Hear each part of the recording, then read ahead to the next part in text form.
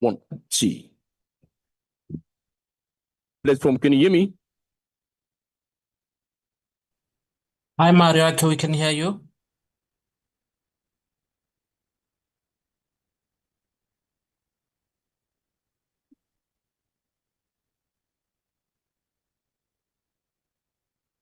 Speaker mic, platform, can you hear me?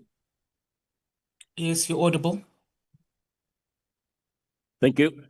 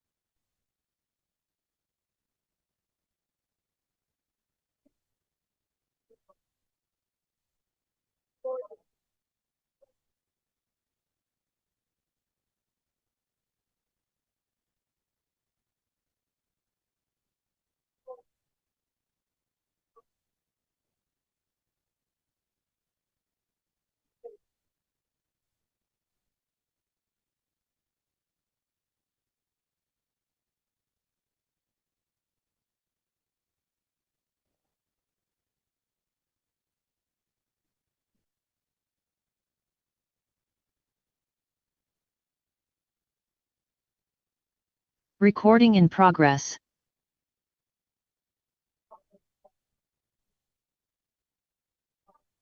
Recording stopped.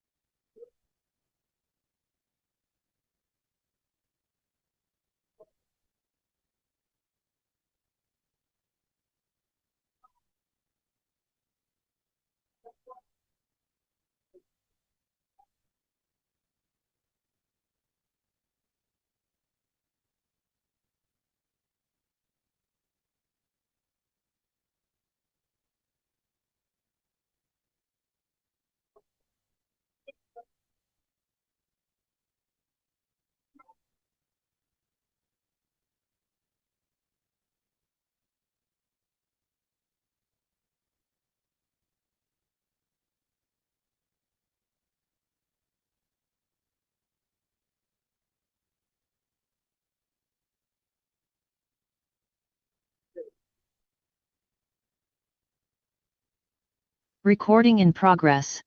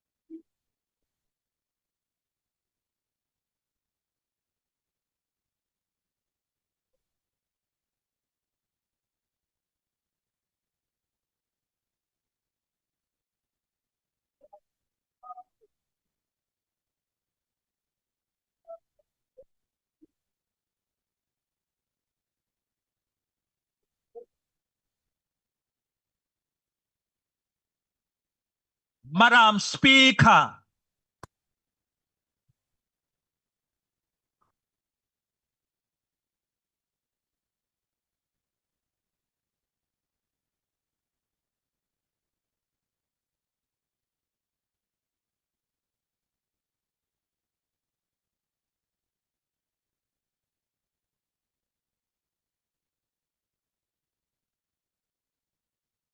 There will now be a moment of silent prayer and meditation.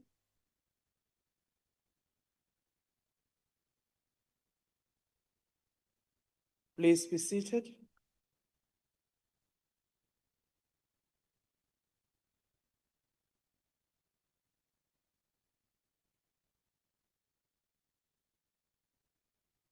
Order.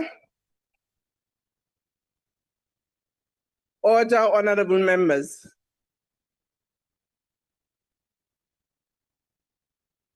I will now ask the secretary to read the order of the day.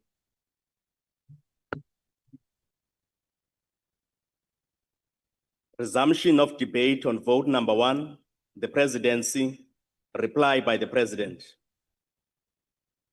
Honorable President.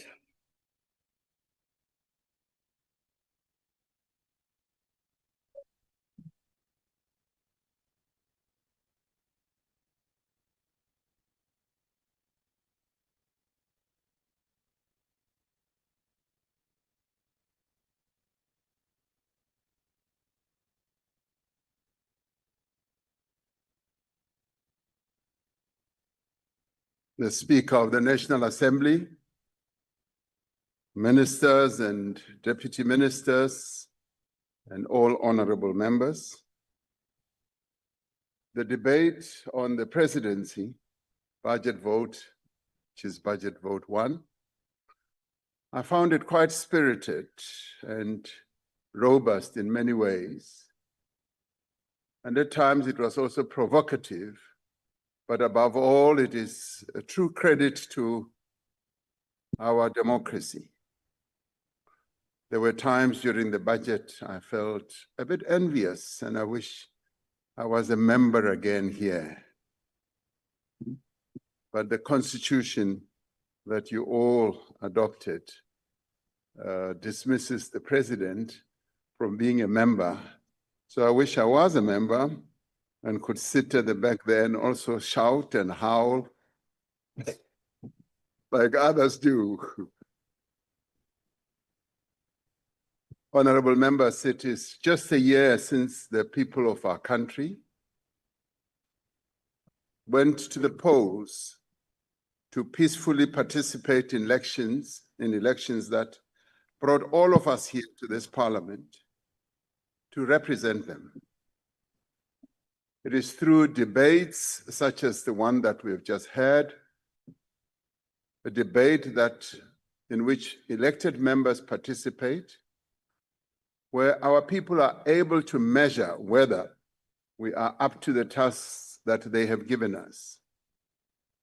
They, our people, can measure whether we represent and articulate their aspirations and assess whether we are undertaking interventions that will lead to the improvement of their lives. Even as these debates are robust and at times quite insulting,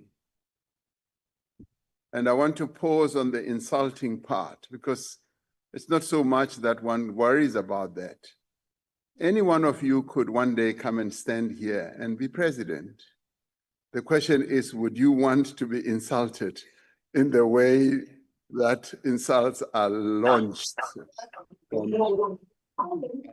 directed to someone else? And the speaker was quite right. It does speak to the decorum. Because as we debate here, we are watched on the rest of the continent, and we are watched also around the world. And we hardly ever see the type of undecorum behavior that we sometimes see here. So let us think about that as members of parliament. But they are a key marker of the richness and endurance of our democracy. All said and done, what we do here actually defines us and defines our democracy. It has been just over a year since we established the Government of National Unity in our country's democratic history. The GNU, as we call it, made up of 10 political parties with different histories, with different experiences, has continued to hold even as it has had to weather many a storm. There have indeed been disagreements and disputes among GNU members, as you would expect them to be.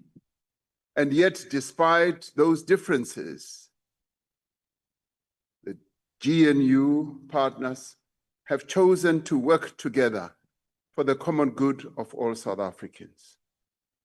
It is a government of national unity that we will continue in our mission to drive rapid, inclusive, and sustainable economic growth, to create a more just society by tackling some of the huge challenges that our country faces, some of which are a legacy of our past, and some of which are our own doing, but some of which we have to face with a great deal of courage and bravery. We have to reduce the cost of living of our people. We also have to build state capacity and make sure that our state is able to deliver on the promise that we gave our people.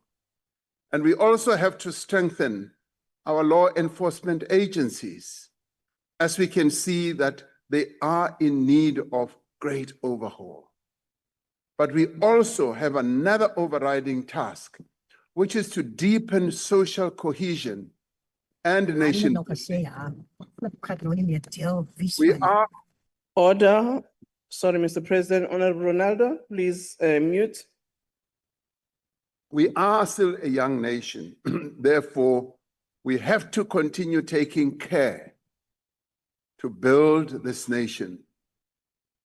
There are those, including in this House, who will assert that democracy does not put food on the table, that the Constitution cannot be worn or be put on anybody's back, and it cannot be driven or lived in.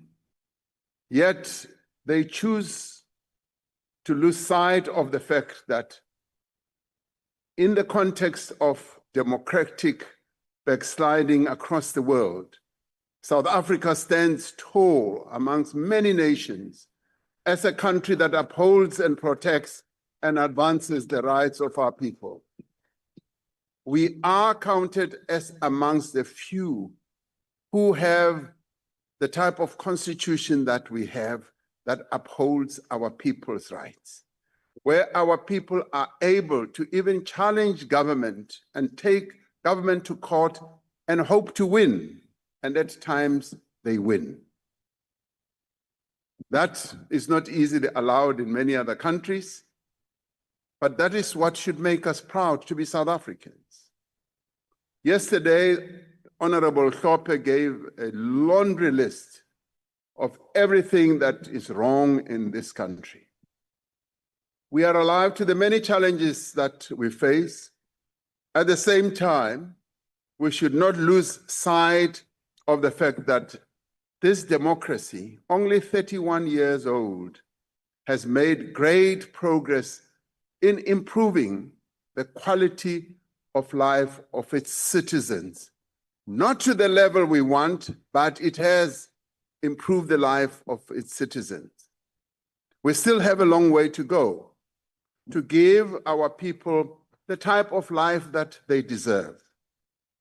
Some countries in the world have democracies dating back hundreds of years, and some even thousands of years. Our democracy, by comparison, is still very young. Those who decry the allegedly scant progress that we have made wish us to discount the millions of homes that have been electrified. As one flies across many parts of the world, including our own continent, you actually see that South Africa is able to distinguish itself from many other countries when you fly at night. And you see the electrification that has happened in this country. The clean water that is in our communities where there was once none. And we decry the fact that some of the taps have run dry, but we now are improving the infrastructure that will make sure that those taps and those pipes do have water. We now know what needs to be done. And of course, what remains is that it must be done.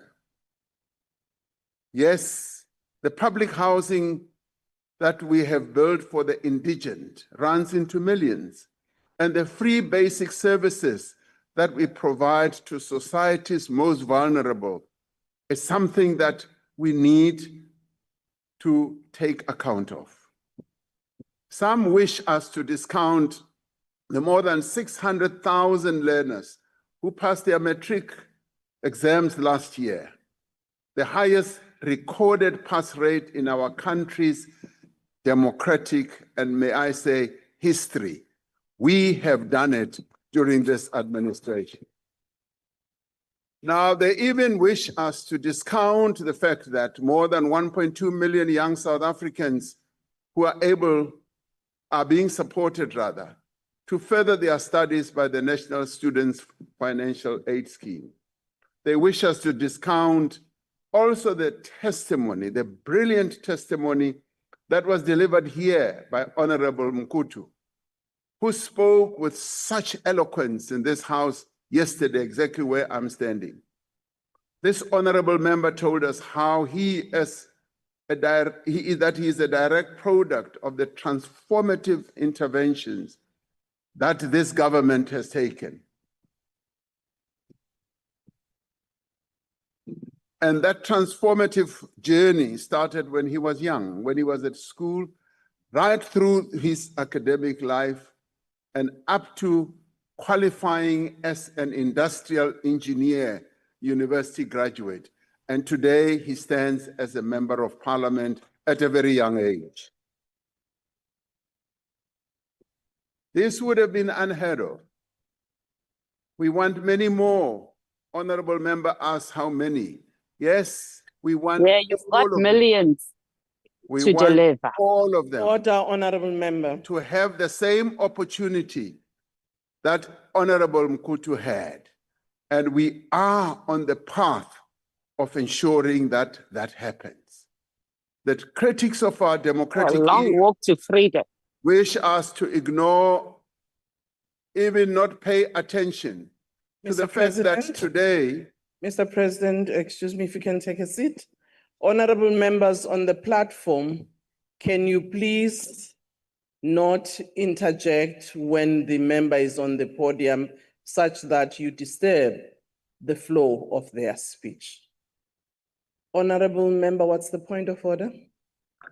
Thank you very much, Honorable Speaker. The honorable member on the virtual platform shows a picture of her wearing her party regalia with the logo on. That is unparliamentary. Thank you. Thank you, honorable member. It is indeed on the rules, honorable member. We will address that and we'll address those with the chief whips of various parties. Mr. President, you can proceed.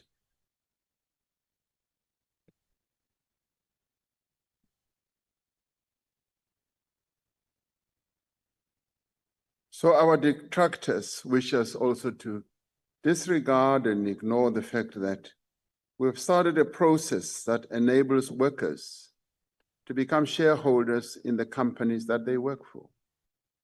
This never used to be the case before. What was the case was share options would be given to the top executives of companies, and they would earn enormously big salaries. Now we've started a process where it cascades down to the ordinary workers of our Thank you, country. EFF. Can I ask Honorable Member Mathis to actually refrain? I'm cautioning you. Following that, I would ask the IT to remove you. Thank you.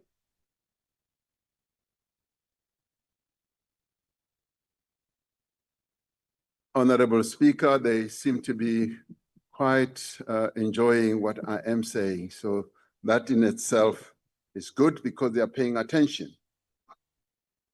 We are supposed also to discount the millions of hectares of land that has also been restored to communities and the many beneficiaries who would have chosen that they would rather take cash rather than the land that they were dispossessed of. These are some of the fruits of our young democracy, the self-same democracy that the people of South Africa continue to believe in, have faith in, and expect us to advance in both word and in deed. That the majority of South Africans are committed to the fundamental principles of our Constitution confers a heavy responsibility on all of us and the government of national unity. It imposes that responsibility, and we must make sure that they retain that faith.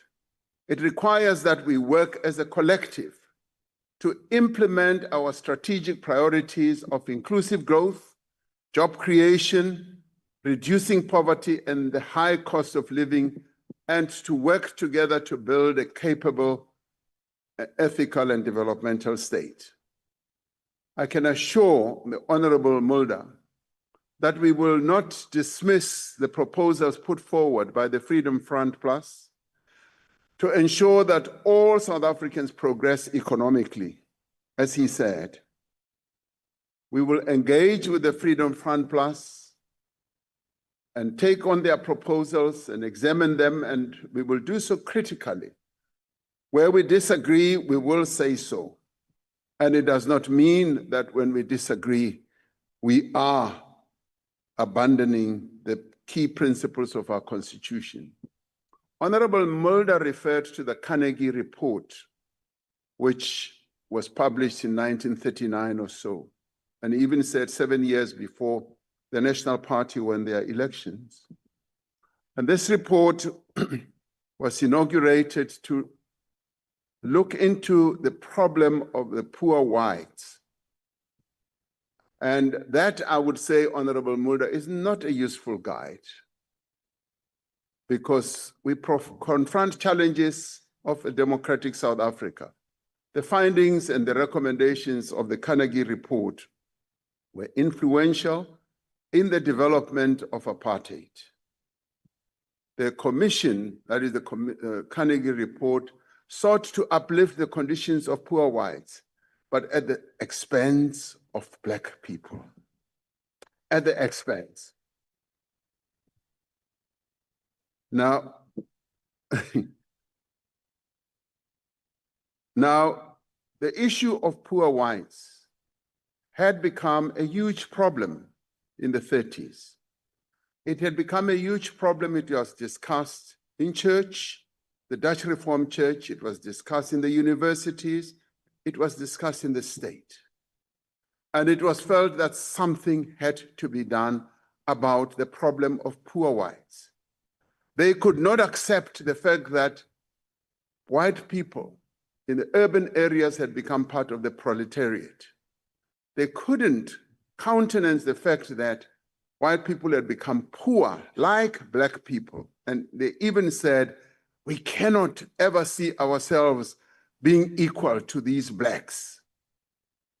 And they had become poor, Honorable Mulder, as you may recall, because they had been dispossessed of their land.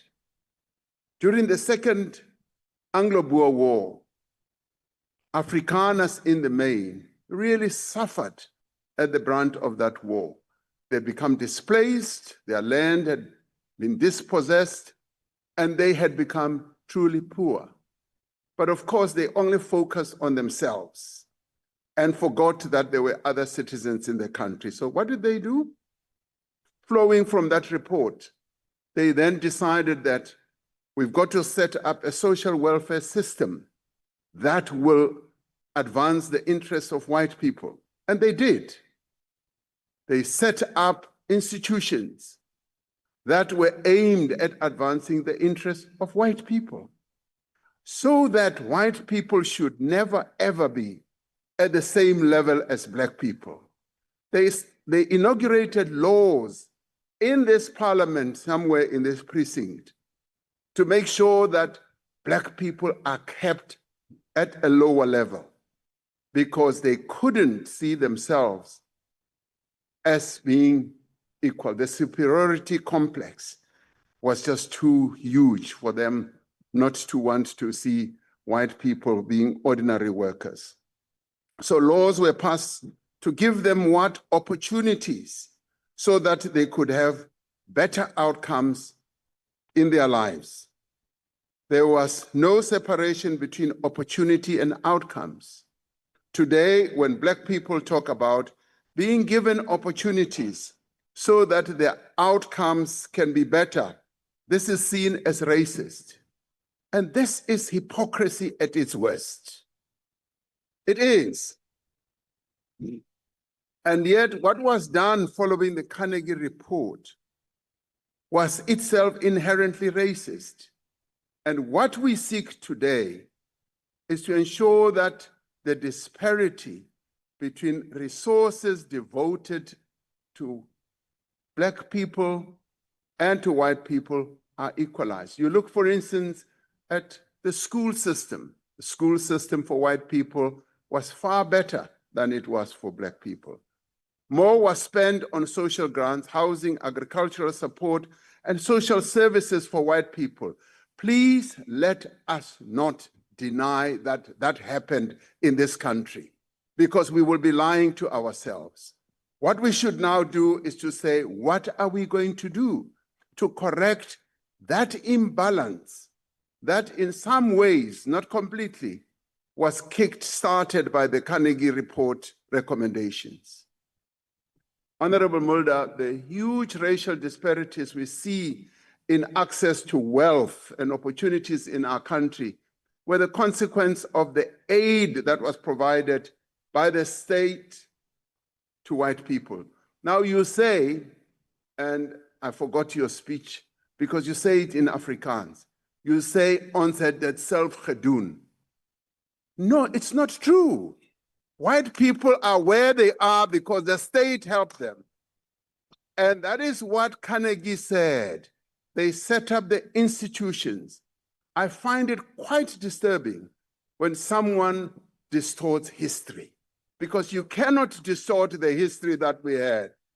Now, this is an important discussion, and I welcome the Freedom Fund's willingness to engage in it, because for us as Black people, it's a very painful history.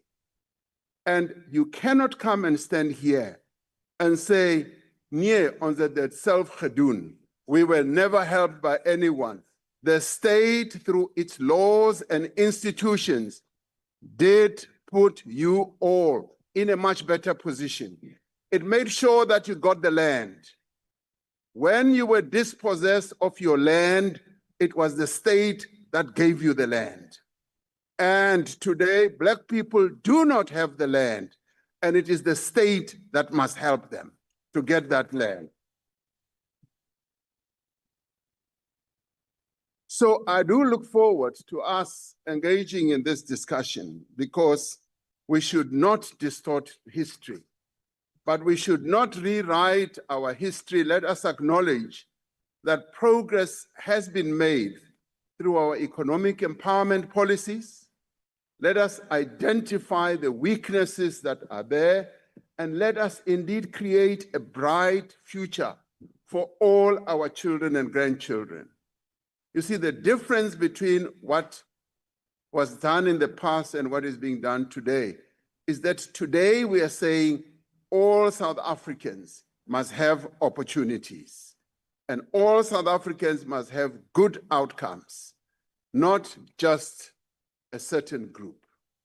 We welcome Honorable Hadebe's support for the work in the presidency in terms of fulfilling its mandate.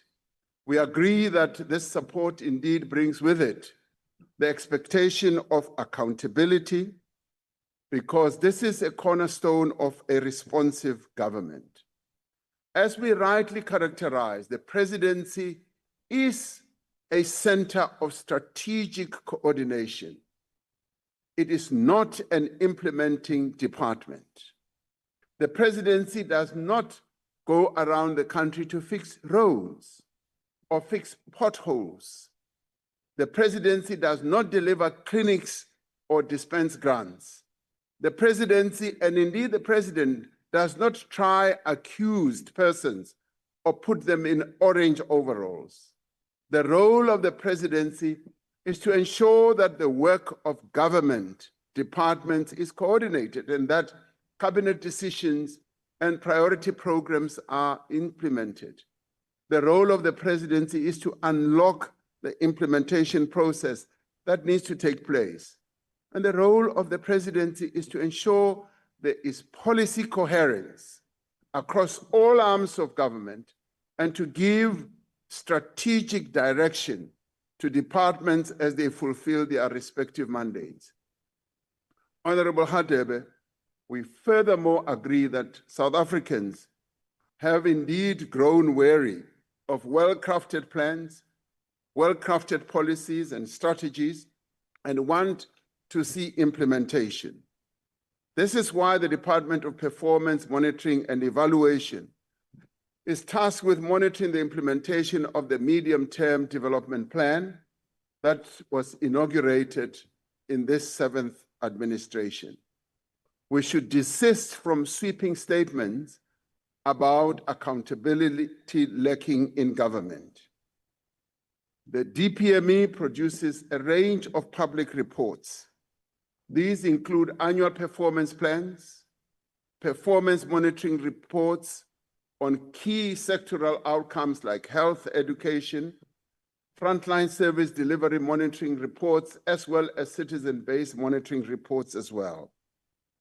All of these are subjected, as you would know, to parliamentary oversight. These are all regularly looked at, and they are easily accessible as well. They are there for any member of this House, and indeed any South African, to see, to interrogate, and to use, and to hold public representatives to account. So before we stand here in this House and make generalizations about lack of accountability on the part of government, let us take time to read, and let us read the documents that are easily available and that are put before us. In line with its coordinating role, the presidency is also tasked with mobilizing support from all social partners for government's programs of action. As the 7th administration and as the GNU partners, we have been firm in our commitment to working with social partners in pursuit of inclusive growth and job creation. Yesterday, the Honorable Gama delivered a somewhat misguided view of the collaboration between government and business. Achieving inclusive and sustainable growth that creates jobs cannot be done without active cooperation with various role players, be they unions, be they business, and be they community-based organizations. And we work with them all. If we have to tackle the AIDS problem, we cannot do it alone as government. We have to work with community-based organizations. And if we have to address the challenges that we're facing in our logistics, we have to work with those who use them. Data produced by Stats SA shows that the private sector accounts for more than 73% of all people who are employed in our country. So in effect, 75% or so of our economy is in the hands of the private sector. Government has to play its coordinating role, its regulatory role, and its legislative role as well. So government's role in part is to create an enabling environment for job creation and for new businesses to thrive, for new factories to be established. The private sector is therefore a critical driver for job creation. Yes, there may well be a temptation to wish them away, but our economic structure is such that they exist. They are here, and we've got to work with them. And we've got to make sure that we attract investment so that jobs can be created. Turning our economy around necessitates that we address and overcome the various obstacles to growth and investment, be they regulatory. Mr. President, I'm And- sorry, there's a point of order. Can you take a seat? Honorable member, what's the point of order? Thank you, the Speaker. Rule 92, Honorable Speaker, I see, I rise on the point of order that the honourable member is misleading the House, and I request that he withdraw the statement or provide substantiation in terms of that the land used to belong to the Europeans in this country. I thank you, Mr. Speaker. Well, honorable member, I don't think that was the statement made, but we can look at Hansard and come back, but that's not the way I understood as a presiding officer what the president said. Honorable President, you can proceed. At the height of the load shedding crisis, Honorable Speaker, and we invited business as well as other social partners to come on board to support the work of the National Electricity Crisis Committee that we had set up. Through our partnership with business, the private sector committed skills which they had in abundance, resources, and operational support towards stabilizing our electricity supply. So we worked with them, and we've also been able to unlock investment in clean and renewable energy resources and are continuing to lay the ground for an energy secure future. And this we were able to do with working with our partners. This has taken place under the leadership of the presidency. Through partnerships, we have made noteworthy progress in driving much needed economic reforms, in reducing the bottlenecks in the energy and logistics sectors, and driving job creation initiatives, partnership with the private sector. The Northern Cape today boasts of having had enormous investments in renewable energy projects, largely because of the cooperation that we have had and continue to have with the private sector. These partnerships are laying the foundation for a more inclusive economy that benefits all South Africans. It was Honorable Sangoni yesterday who even referred to China. to what Deng Xiaoping said in 1978 or so, when China started turning around. He said we need to create an opportunity to ensure that those with resources, financial resources, invest in our economy. And he said it does not matter whether the cat is black or white, as long as that cat can catch mice.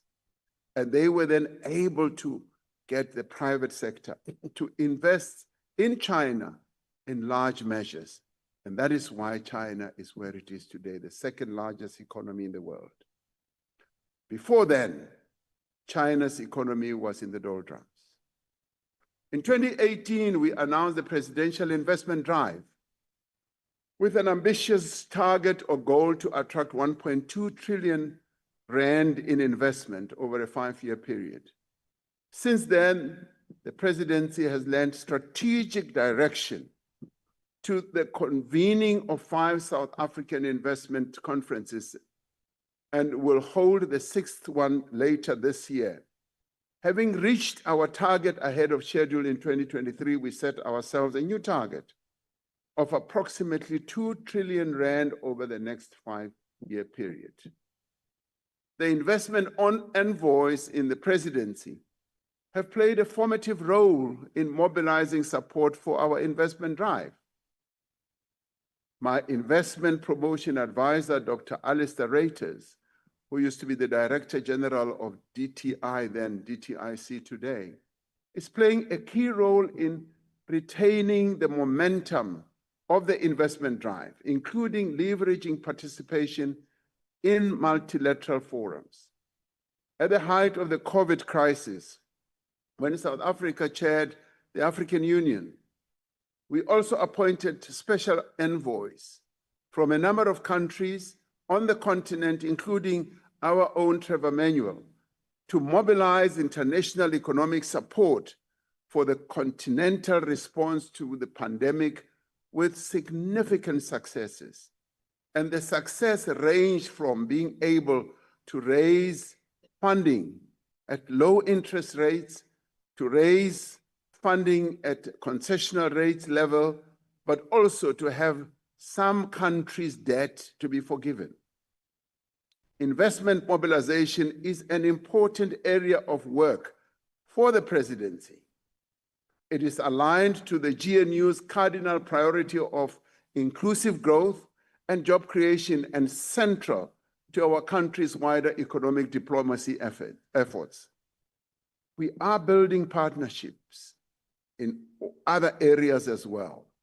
Last year, the total value of new projects announced by both the public and the private sectors amounted to 454 billion rand, the largest fixed investment in infrastructure in South Africa since 2021. Yesterday, I reflected on South Africa's Just Energy Transition Investment Plan, an investment plan that is aimed at mobilizing finance from a range of public and private sources to support our transition to a low-carbon, inclusive, climate-resilient economy and society. This plan is the outcome of extensive consultations with a range of stakeholders, including communities, including community-based organizations, labor, industry experts, as well as business. The Constitution empowers the President with executive powers to establish commissions of inquiry into any matter of public concern. Yesterday, the Honorable Noluchungu sought to discredit the processes around commissions of inquiry, calling them a waste of money and a waste of time. But as we have demonstrated, such processes can have a profound impact.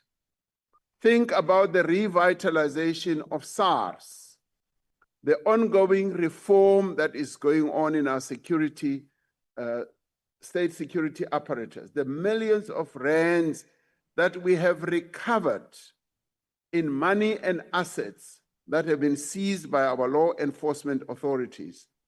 in pursuit of those who were implicated in whole-scale state capture. I said yesterday, and I will repeat again, as a country that is committed to the rule of law, the procedural fairness to transparency, we will ensure that the allegations made around corruption in the upper echelons of South Africa Police Service will be fully ventilated in the Commission of Inquiry process.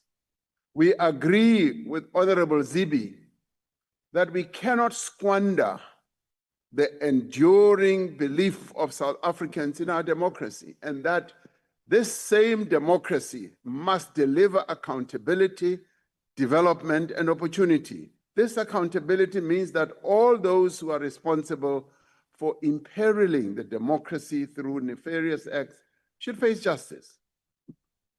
The presidency,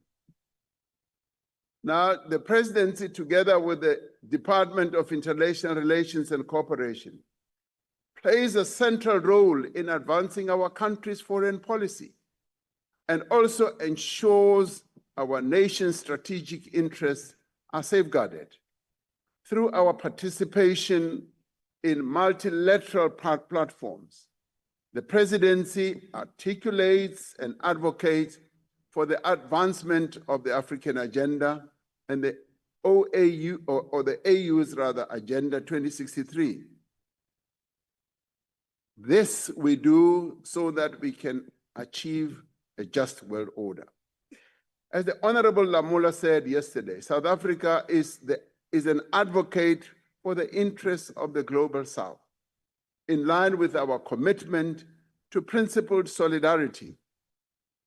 That is why the presidency actively participates in international fora on the most pressing issues facing developing countries, such as rising debt burdens, mobilizing funding for the attainment of the Sustainable Development Goals, and calling on advanced economies to meet their obligations to support vulnerable countries to raise their own ambition of the climate action.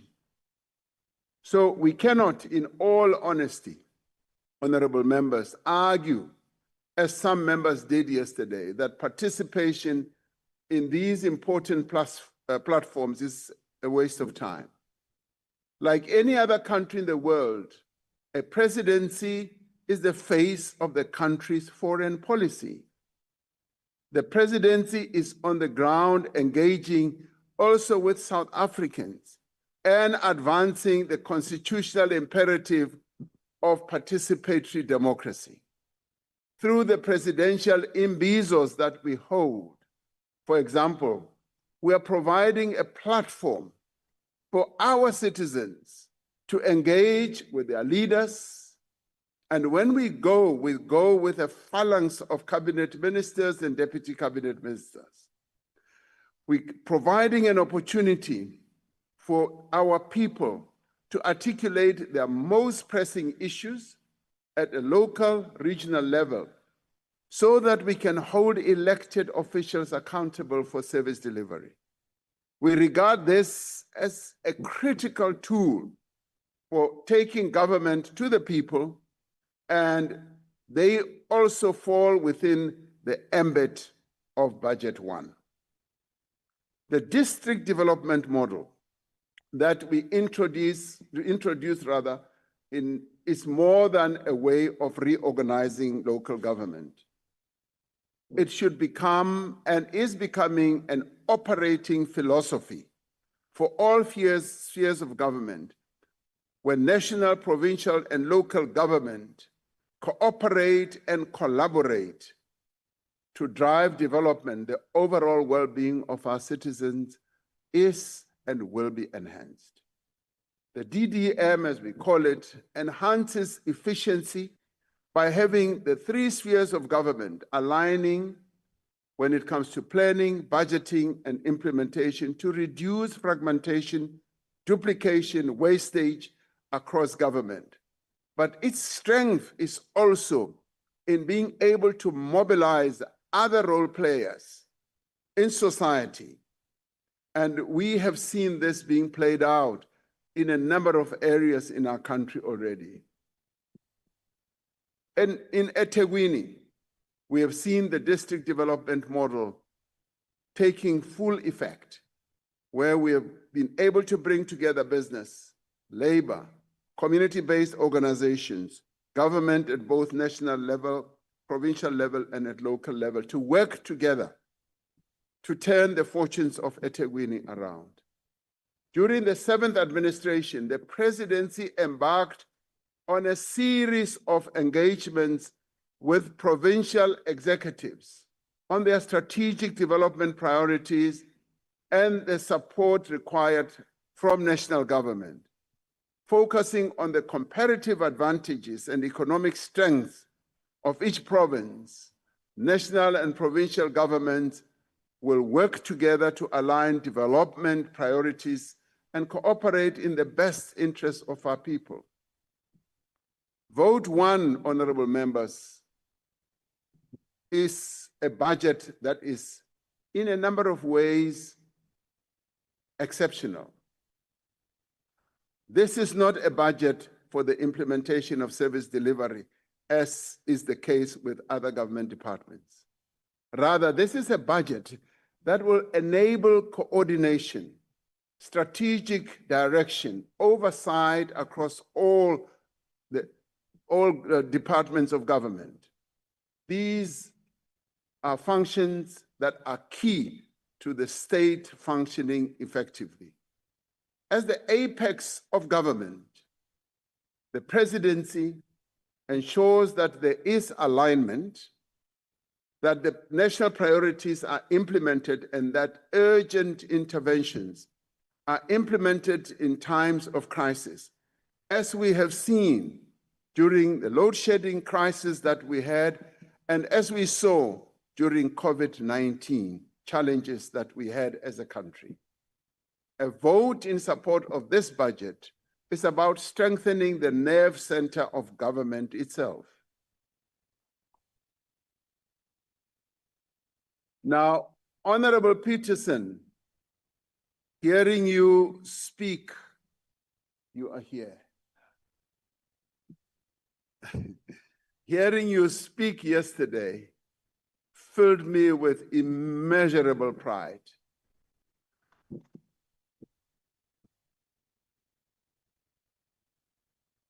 You exuded a great deal of confidence, but more than that, you exuded conviction.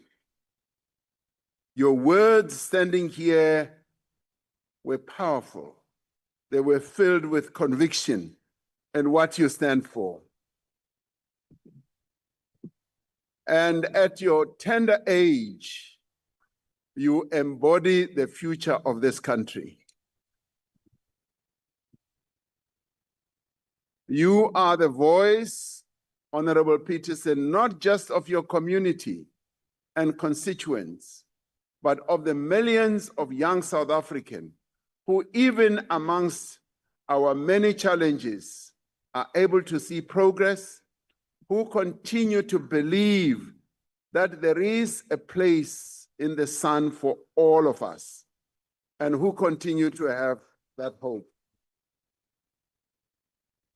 Now, I thank you for that. Young people who dare to invent the future, as the Honorable Mkutu put it yesterday. Nobody in this house disagrees that the challenges we face as a country are immense. Nobody can disagree that we are not nearly as far along the road to the shared future that we all want to see. And yet, who do we serve with our malcontents, our laments, and our defeatism? Do we want to break or do we want to build? As we journey to the national dialogue, where we will face the hard truths and forge a common brighter future, let us take courage from the words of this young patriot who said yesterday, that this budget should be a turning point where words become actions, where plans become progress, where South Africa truly becomes a nation that works for its people.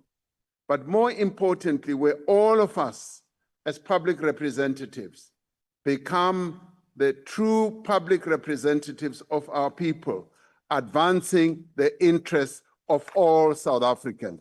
Thank you very much. Thank you, Mr. President.